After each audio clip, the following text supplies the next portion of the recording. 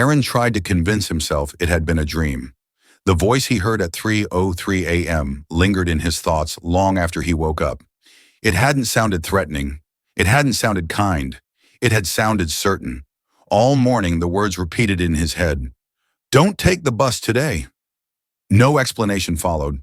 No warning of danger. Just the statement, delivered like a fact that had already happened.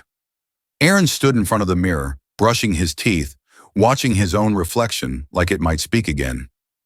Nothing happened. By the time he left the house, the sky was pale and quiet. The street looked normal. Too normal to believe anything was wrong.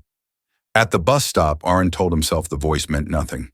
People imagined things all the time. Lack of sleep could do that. The bus was late. That only made his thoughts louder. When the headlights finally appeared, Aaron felt his chest tighten. He stepped toward the curb, then stopped. Not because he was afraid, not because he remembered the voice, because his body refused to move. A pressure settled in his chest, heavy and unfamiliar, like something unseen was holding him back. The doors opened. People stepped on. Aaron didn't. He stood still as the doors closed again. The bus pulled away. The street fell quiet. Minutes later, the silence shattered. Sirens screamed down the road. Red and blue lights flashed between buildings.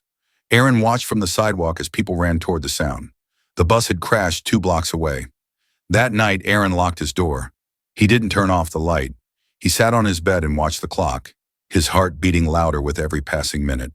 3:01 a.m. Nothing. 3:02 a.m. The air in the room felt heavier. 3:03 a.m. The whisper returned. "This will keep happening." Aaron swallowed and asked where the voice was coming from. There was no answer. He asked what it wanted from him. Silence. Then he asked why he could hear it.